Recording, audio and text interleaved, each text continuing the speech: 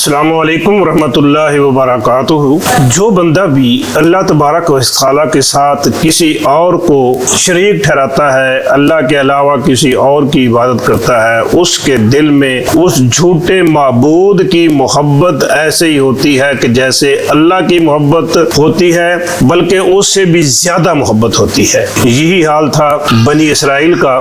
بنی اسرائیل ایک لمبا عرصہ تک مصر میں فرعون کے اسکنجے میں رہی تو ان کے عقائد سے متاثر ہوئے بغیر نہ رہ سکے۔ مصر کے لوگ جہاں اللہ کی عبادت کرتے تھے، وہاں اللہ تعالیٰ کے ساتھ اور بھی باطل معبودوں کی عبادت بھی کیا کرتے تھے اور گائے کی بھی عبادت کرتے تھے۔ تو یہی بات بنی اسرائیل کے دل میں بھی بیٹھی ہوئی تھی۔ بنی اسرائیل کے لوگ بھی گائے کو معبود سمجھتے، تو ان کے دلوں سے اس باطل معبود کی محبت کو نکالنے کے لیے، اس باطل معبود کو قتل کرنے کے لیے اللہ تبارک و تعالیٰ نے موسیٰ علیہ السلام سے کو حکم دیا کہ ان سے کہو کہ گائے کو ذبح کرو۔ اب جب موسیٰ علیہ السلام نے ان کو گائے کے ذبح کرنے کا کہا، اس پر انہوں نے کیا رد عمل دیا، اس کا تذکرہ ہے اس آیت میں۔ چلیے میرے ساتھ دیکھتے ہیں اس آیت کا ترجمہ۔ اعوذ باللہ من الشیطان الرجیم، بسم اللہ الرحمن الرحیم۔ وَإِذْ قَالَ مُوسَىٰ لِقَوْمِهِ إِنَّ اللَّهَ يَأْمُرُكُمْ وَإِذْ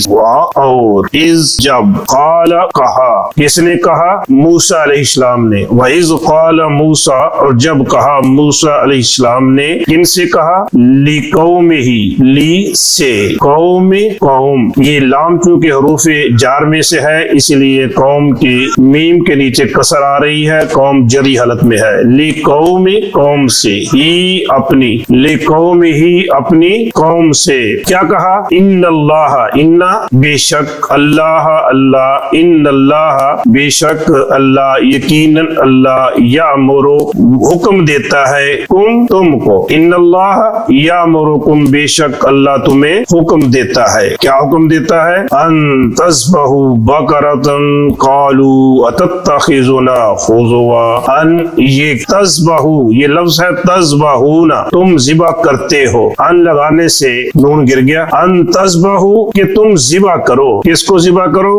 بقرۃن کوئی گائے، ان تذبحوا بقرۃن کہ تم ذبح کرو ایک گائے کو، کوئی ایک گائے لے لو اور اس کو ذبح کر دو۔ کیا کہنے لگے اس پر؟ قالو انہوں نے کہا، قالا اس نے کہا، قالو جمع ہے انہوں نے کہا، کیا قالو انہوں نے کہا، کیا تتخذنا، تتخذو تو بناتا ہے، تو سمجھتا ہے، نہ ہمیں، تتخذنا کیا تو ہمیں بناتا ہے، کیا بناتا ہے؟ ہزوا مذاق، کیا تو ہمیں مذاق کرتا ہے، ہمارے ساتھ ٹھٹھا کرتا ہے، اتتخذنا ہزوا کیا تم ہمارا مذاق اڑاتے ہو، ہمارے ساتھ مذاق کرتے ہو۔ اس پر حضرت موسیٰ علیہ السلام کیا فرماتے ہیں؟ قال اعوذ باللہ ان اکون من الجاہلین، قال اس نے کہا، کس نے؟ موسیٰ علیہ السلام نے، قال اس نے کہا، اعوذ میں پناہ مانگتا ہوں، میں پناہ میں آتا ہوں، کس کی پناہ؟ باللہ بھی کی، اللہ اللہ، باللہ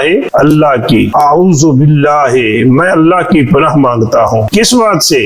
ان کے، اکون یہ لفظ ہے اکونو میں ہوں گا، ان کی وجہ سے مضارع منصوب ہو گیا، ان اکون کہ میں ہو جاؤں، کیا ہو جاؤں؟ من، ان اکون کہ میں ہو جاؤں، من سے، الجاہلین جاہلوں سے، من الجاہلین جاہلوں سے۔ ترجمہ ایک بار پھر دیکھیے، وَإِذْ قَالَ مُوسَىٰ، وَإِذْ اور جب، یعنی یاد کرو اس وقت کو جب قال کہا موسیٰ علیہ السلام نے، لِقَوْمِهِ اپنی قوم سے، ان اللہ حقیقت ہے کہ اللہ یامرکم تمہیں حکم دیتا ہے، ان تذبحوا کہ تم ذبح کرو، بقرۃن کوئی گائے، قالوا انہوں نے کہا، کیا تتخذنا تو بناتا ہے ہمیں، ہزوا مذاق کیا تو ہمارے ساتھ مذاق کرتا ہے؟ قال کہا موسیٰ علیہ السلام نے، اعوذ باللہ میں اللہ کی پناہ مانگتا ہوں، کس بات سے؟ ان اکون کہ میں ہو جاؤں من الجاہلین جاہلوں سے۔